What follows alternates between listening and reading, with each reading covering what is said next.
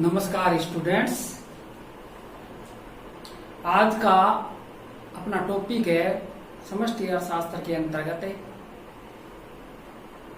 Classical अर्थशास्त्र की अवधारणाएं एवं मान्यताएं। यानी क्लासिकल अर्थशास्त्र परंपरावादी अर्थशास्त्री है जो किन किन मान्यताओं को लेकर अपने सिद्धांत देते हैं, अवधारणाएं देते हैं, कौन कौन सी मान्यताएं वो मानते हैं। तो क्लासिकल अर्थशास्त्रियों के अंतर्गत प्राय Adam Smith, David Ricardo, J S. Mill, F.W. Walker, J.B. Say, martial, Fisher, Edgeworth और पिग्गू आदि अर्थशास्त्रियों का समावेश किया जाता है। परंपरावादी अर्थशास्त्रियों या क्लासिकल अर्थशास्त्रियों में इनको शामिल किया जाता है और इस संप्रदाय के द्वारा प्रतिपादित आर्थिक सिद्धांतों एवं अवधारणाओं को क्लासिकल अर्थशास्त्र की संज्ञा दी जाती है। यानी ये जो है ना एडम स्मिथ है, मार्शल है, पिग्गू, इन्होंने सिद्धांत दिए, आर्थिक सिद्धांत एवं अवधारणाएं दी, वो क्लासिकल अर्थशास्त्र है, उनको कहा जाता है। क्लासिकल अर्थशास्त्र का प्रादुर्भाव या उदय 1776 ईस्वी में एडम स्मिथ की पुस्तक wealth of Nations, wealth of Nations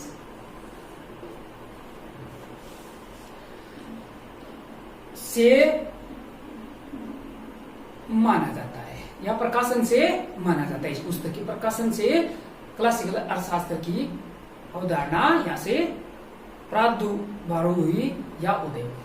classical अर्थशास्त्र का विकास 1776 ईस्वी से उसके पश्चात की एक शताब्दी से अधिक की अवधि से 1890 तक मार्शल की पुस्तक अर्थशास्त्र के सिद्धांत, 1890 ईस्वी में मार्शल की पुस्तक अर्थशास्त्र के सिद्धांत के अर्थशास्त्र के सिद्धांत या principle of economics, principle of economics तथा पिग्गू की पुस्तक के प्रकाशन से यह अपने शिखर तक पहुंच गया। कौन है? परंपरावादी अर्थशास्त्र या क्लासिकल अर्थशास्त्र। 1930 की विश्वव्यापी आर्थिक मंदी के पूर्व तक क्लासिकल आर्थिक विचारधारा समूचे विश्व पर छाई रही। 1930 में जो ग्रेट डिप्रेशन हुआ उससे पूर्व तक क्लासिकल विचारधारा पूरे समूचे विश्व पर छाई रही। 1930 की विश्वव्यापी आर्थिक मंदी ने क्लासिकल विचारधारा का खोखलापन उजागर कर दिया। 1930 की विश्वव्यापी मंदी और किन से आदि अर्थशास्त्रियों ने क्लासिकल अर्थशास्त्र के सिद्धांतों और उनकी अवास्तविक एवं काल्पनिक मान्यताओं की कट्टू आलोचना की। अवास्तविक एवं काल्पनिक मान्यताओं की कट्टू आलोचना की।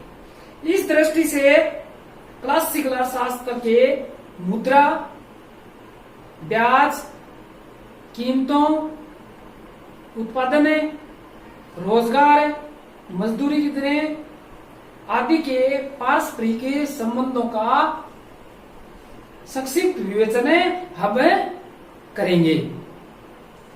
ये कौन सी इनकी मान्यताएं हैं, आधारभूत मान्यताएं, कौन सी विशेषताएं हैं क्लासिकल अर्थशास्त्र की, वो क्या मान्यताएं लेकर चलते थे, क्या उदाहरण थी उनकी, क्या विशेषताएं थी क्लासिकल अर्थशास्त्रियों की, कौन कौन सी मान्यताओं को लेकर वो चलते थे। तो क्लासिकल अर्थशास्त्र की मान्यताएं कौन कौन सी है? पहली है मुक्त बाजार अर्थव्यवस्था, मुक्त बाजार अर्थव्यवस्था या लेसेज फेयर फिर फ्री इकोनॉमी, परंपरावादी अर्थशास्त्री विचारधारा लेकर चलते थे, मुक्त बाजार अर्थव्यवस्था, जिसमें विदेशी व्यापार नगण्य है होता था और अर्थशास्त्रियों अर्थव्यवस्था किसी भी प्रकार के सरकारी हस्तक्षेप से पूर्णतः मुक्त थी। गवर्नमेंट का कोई रोल नहीं था, मुक्त अर्थव्यवस्था थी, मुक्त बाजार अर्थव्यवस्था थी, लेसेस फेयर इकोनॉमी थी, फ्री इकोनॉमी, ये मानकर चलते थे। दूसरी, अर्थव्यवस्था में सामान्यतः पूर्ण रोजगार की स्थिति विद्यमान रहती है। जनरली क्या है? Full employment in economy. दूसरी मान, अर्थव्यवस्था में सामान्यतः पूर्ण रोजगार की स्थिति सदैव विद्यमान रहती है। अर्थव्यवस्था में पूर्ण रोजगार की स्थिति सदैव विद्यमान रहती है।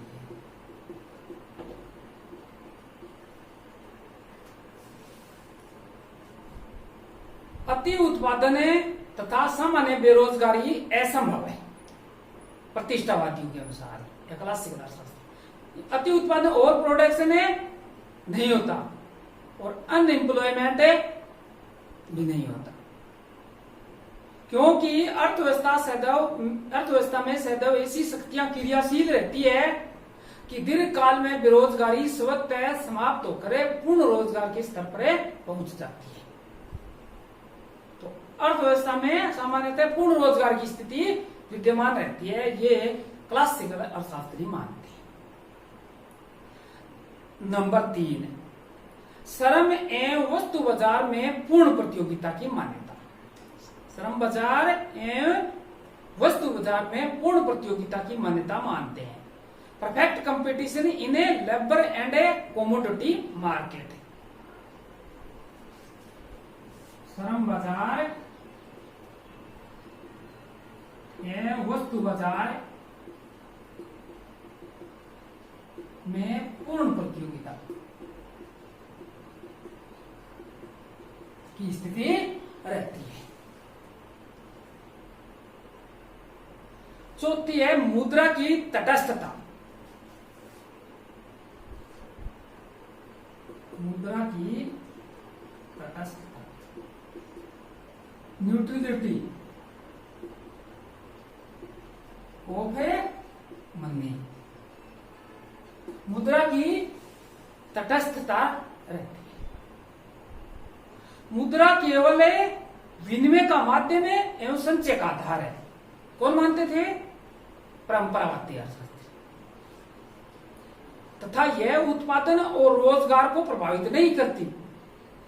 मुद्रा क्या करती है? उत्पादन और रोजगार को प्रभावित नहीं करती है। मुद्रा का केवल मूल्य स्तर को प्रभावित करती है, मूल्य स्तर को प्रभावित, प्राइस लेवल को प्रभावित करती है और उसके कारण कीमतों में नम्यता बनी रहती है, फ्लेक्सिबिलिटी बनी रहती है। कीमतों में उतार चढ़ाव हो सकता है मुद्रा का। जो वस्तुओं और सेवाओं की कीमतों में प्रत्यक्ष एवं आनुपातिक परिवर्तन को जन्म देती है। मुद्रा की तटस्थता, न्यूट्रलिटी ऑफ मनी। मुद्रा केवल क्या है? विनिमय का माध्यम और संचय का आधार है। मुद्रा केवल मूल्य स्तर को प्रभावित करती है, ये परंपरावादी अर्थशास्त्री मानते थे। नंबर 5, अति उत्पादन असंभव है। अति उत्पादन असंभव है।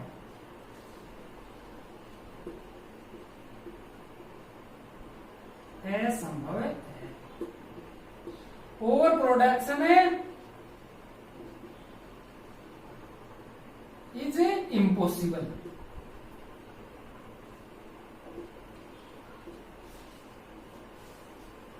क्योंकि जो इस साधनों को उत्पादन कार्य में लगाया जाता है तो पूर्ति के तुल्य ही मांग उत्पन्न हो जाती है। पूर्ति के तुल्य जो इस साधन लगाया जाता है, जो पूर्ति आती है उसके उसी प्रकार उतनी ही उसके तुलना में ही मांग उत्पन्न हो जाती है, डिमांड क्रिएट हो जाती है। अतः मांग एवं पूर्ति में समानता बनी रहती है, मांग और पूर्ति दोनों बराबर रहती है। जैसे जे विषय का नियम है, supply creates its own demand. जे विषय नहीं है खाता, पूर्ति का नियम दिया, या मजदूरी से का नियम है, इस प्रकार का है मुद्रा के समय। ठीक है। मांग और पूर्ति यानी मांग पूर्ति के तुल्य ही मांग उत्पन्न होती है और पूर्ति अपनी मांग स्वयं उत्पन्न कर लेती है। Supply creates its own demand जैसे जे विषय का नियम है। तो अति उत्पादन असंभव है। मजदूरी दरों एवं कीमतों में नम्यता। मजदूरी दरों एवं कीमतों में नम्यता।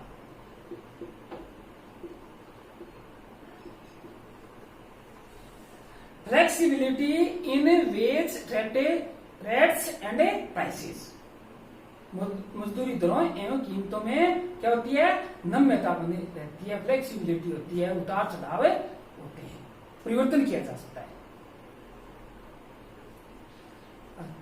अगला, स्वतंत्र बाजार में स्वचालित मूल्य यंत्र की मान्यता। स्वतंत्र बाजार में